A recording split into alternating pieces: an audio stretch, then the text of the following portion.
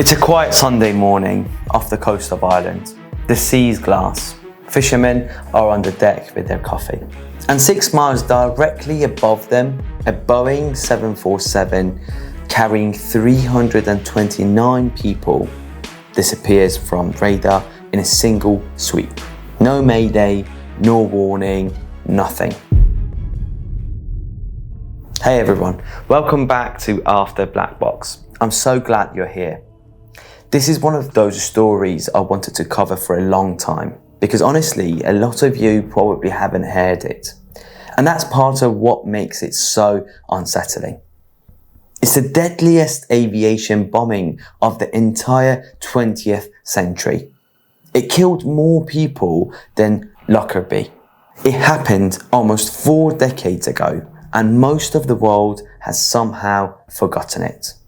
So in this episode, we are going to walk through exactly what happened to Air India Flight 182, minute by minute. You will hear how 2 suitcases checked in by 2 men nobody could ever fully identify brought down a 747 over the Atlantic and killed a second group of people half a world away on the same morning. And by the end of this video, I think you will understand why almost every piece of luggage you put on a plane today gets handled the way it does. This single flight changed all of it. Air India Flight 182 wasn't really one flight. It was a long 2-leg journey from Canada to India. The aircraft would start in Toronto as Flight 181, hop over to Montreal, refuel, become Flight 182, flight across the Atlantic to London Heathrow, refuel again, and then push on to Delhi and Bombay. A full day in the air on both sides of the planet. The aircraft was a Boeing 747-237B, registration Victor, Tango, Echo, Foxtrot, Oscar. Air India had named her Emperor Kanishka, after an ancient ruler of northern India. She was about 7 years old. By 747 standards, she was still in her prime. In the cockpit that morning were 3 very experienced men. Captain Hansa Singh Narendra, 56 years old, was the commander. His first officer was Captain Satvinder Singh Binder, 41, and the flight engineer was Dara Dumasia, 57. Between them, they had decades of long-haul experience. The kind of crew you actually want flying you across an ocean. In the back, there were 307 passengers. Most of them were Canadian. A lot of them were going home to India to visit family for the summer. 86 of them were children. Think about that for a second. 86 kids on the airplane. And among the passengers were a lot of stories that we don't really hear about anymore. Engineers, students, doctors, grandparents flying back to villages they hadn't seen in years. One family of 6, newlyweds, a boy traveling alone to meet his cousin for the first time. Just people, just summer travelers. The 747 lifted off from Montreal just after 8 p.m. local time on June 22nd. It was already dark. The flight plan took her north over the Atlantic on what's called a North Atlantic track. Basically, one of the standardized highways in the sky between North America and Europe. Cruise altitude, 31,000 feet, roughly 6 miles up. For the next several hours, this was the most ordinary flight imaginable. Passengers ate dinner, the cabin lights dimmed, people pulled out blankets. Nothing in the cockpit suggested anything was wrong. By a little after 7 a.m. UTC, that's 8 a.m. in the island, where the sun was already up, the aircraft was approaching the western edge of Irish airspace. The crew checked in with Shannon Control, a routine position report. Their transponder was squeaking the assigned code.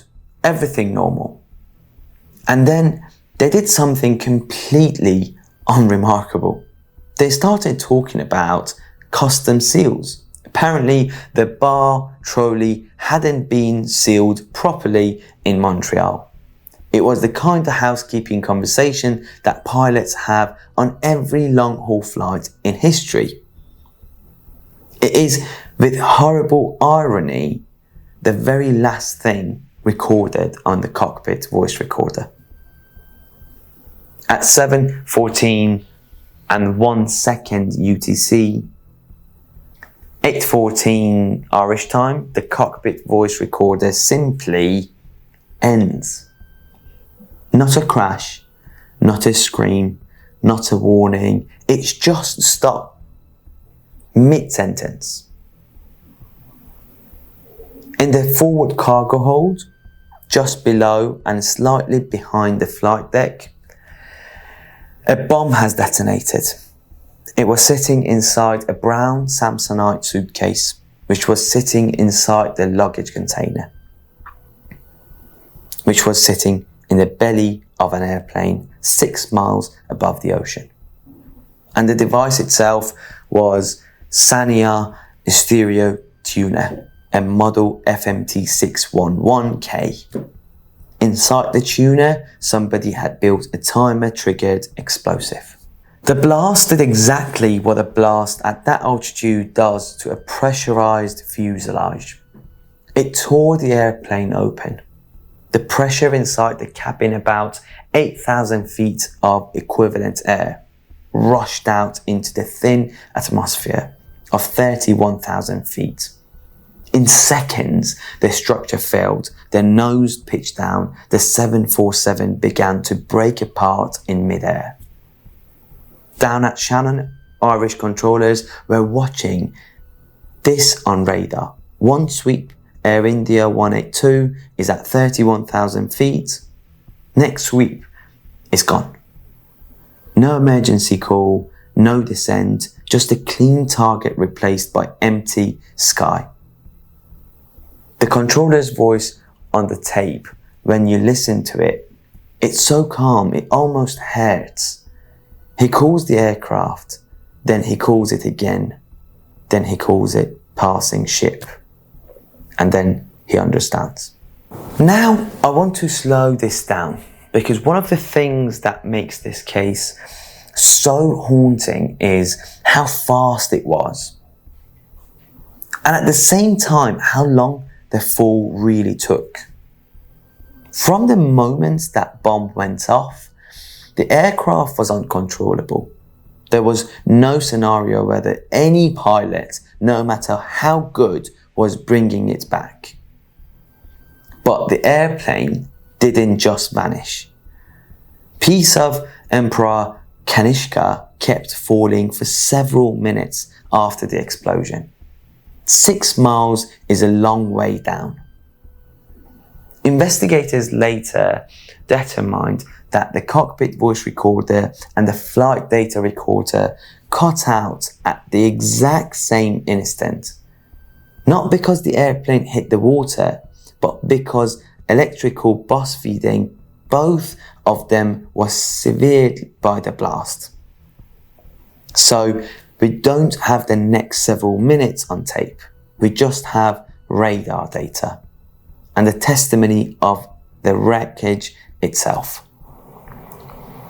What we do know is that people on board did not have a survivable scenario. The investigation concluded that decompression at that altitude, combined with the structural breakage, would have rendered passengers unconscious almost immediately. That is the one small mercy in this entire story. And I want to say it out loud because the families have asked over the years for that to be said clearly. Piece of the 747 reached the surface of the Atlantic, roughly 120 miles southwest of Cork.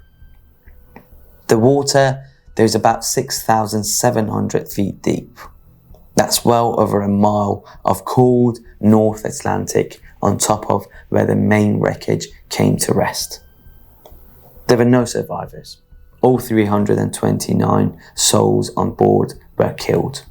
The first vessel to reach the debris field was an Irish Navy ship called L.E. Eiling. The captain, James Robinson, told reporters years later that when they sailed out, they genuinely believed that they were going to find survivors. You don't sail towards something like that thinking we're going to be collecting bodies for the next 2 days. But that is what they did. They were joined by the Royal Air Force, the Royal Navy, cargo ships that diverted off the shipping lanes and Irish fishing trawlers from the little ports along the Cork coast. They worked in shark-infested water. They worked through swells, and in total, they recovered 131 bodies. 198 more were never found. The black boxes were a separate problem. To get those, salvage teams used a remotely operated submarine, basically a deep sea ROV, to find them on the ocean floor, more than a mile down. They were recovered intact about 3 weeks after the crash. And the moment investigators opened them, they saw the same thing both recorders showed: a clean and a stainless cut. No engine surge, no warning chime, no crew reaction, just silence. The silence is what told them almost immediately that this was a bomb. Here is where this story stops being an aviation incident and it starts being something much darker. Because while Flight 182 was over the Atlantic, something else was happening at Narita airport in Tokyo. A second bomb built the same way by the same hands detonated inside a baggage transfer area. It killed 2 Japanese baggage handlers, Hideo Asano and Haru Koda. 54 minutes before the bomb on Flight 182 went off. These were not 2 unrelated tragedies. They were one operation, a coordinated terrorist attack with 2 targets on the same morning. The investigation traced both bombs back to Vancouver, Canada. The day before, 2 men had walked up to check-in counters at Vancouver International Airport. One gave the name M. Singh, the other gave the name L. Singh. Each one checked a single suitcase. Each one paid in cash.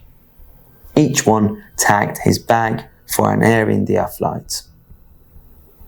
But, and this is the key details, neither one boarded any aircraft. M. Singh's bag travelled from Vancouver to Toronto on Canadian Pacific, where it was transferred over Air India for the eastbound leg as Flight 181, then 182. That was the bomb that brought down Kanishka. L. Singh's bag was loaded onto a different CP Air flight headed for Tokyo to be transferred to Air India 301 to Bangkok. That was the bomb that went off early at Narita.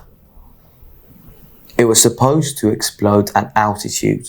It went off 45 minutes before the Air India 301 had even arrived. The bombs themselves were eventually traced to a quiet little town in Vancouver Island called Duncan. An electrician and a mechanic named Inderjit Singh Rayat lived there. Investigators found that Rayat had recently purchased a Sanyo FMT 611K tuner, the same model that contained the Air India 182 bomb, along with other components, blasting, caps, a battery, dynamite. Rayat pleaded guilty in 2003. He was sentenced to 5 years. He has, at this point, served his time and been released. He is the only person ever convicted in connection with the bombing of Kanishka. The man investigators believed led the operation, a Babbar Khalsa figure named Talwinder Singh Parmar, was killed by Indian police in 1992. 2 other men were charged in 2000. They were acquitted in 2005. The case has, in a real sense, never closed. Now, here is the part of the story that I want every one of you to remember, because this is the part that touches your life today, every single time you fly. Before Air India 182, there was a very basic problem in aviation security. Airlines would happily put passengers back on a plane, even if the passengers never boarded. Bag goes on, person doesn't show up, plane takes off anyway. On a domestic flight, that's a hassle for lost luggage. On an international flight with a stopover, that is, as we know, a weapon delivery system. The technique that would have stopped this attack is called passenger bag reconciliation. And it is exactly what it sounds like. If your bag is in the cargo hold, you must be in the seat. If you don't board, your bag comes off. It existed in 1985. It was a known idea. It just wasn't required in Canada or really anywhere in the world. The follow-up investigation in Canada, led by retired Supreme Court Justice John Major, took years and produced a 5-volume report. The headline finding was brutal in its simplicity. He wrote that the bombing of Flight 182 could have been prevented. The intelligence existed, the tools existed, the will did not. After the attack, the International Civil Aviation Organization, that's the global body that sets aviation standards, made passengers' baggage matching mandatory for international flights worldwide. Every country signed on. Canada eventually created an entirely new agency in 2002 called CSIS to professionalize airport security from the ground up. So the next time you check a bag and you have actually bought the plane for the bag to fly with you, that is Air India 182. The next time you see a baggage handler scanning a tag against a passenger list, that is Air India 182.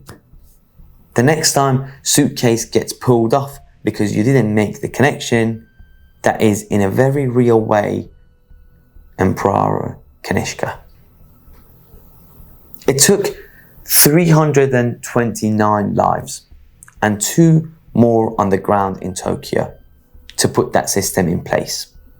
Every year on June 23rd, the families of victims gather in a small village on the southwest coast of Ireland called Ahakishta.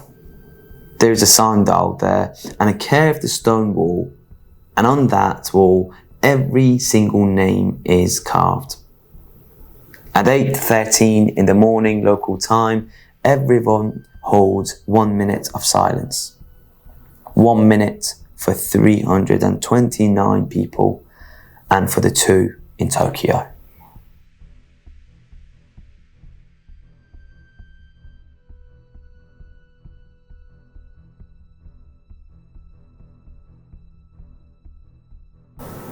If this story moved you, Please hit subscribe and give the video a like. It really does help these stories reach more people. If you have a memory of this flight or someone in your life was connected to it in any way, I'd love to read about them in the comments.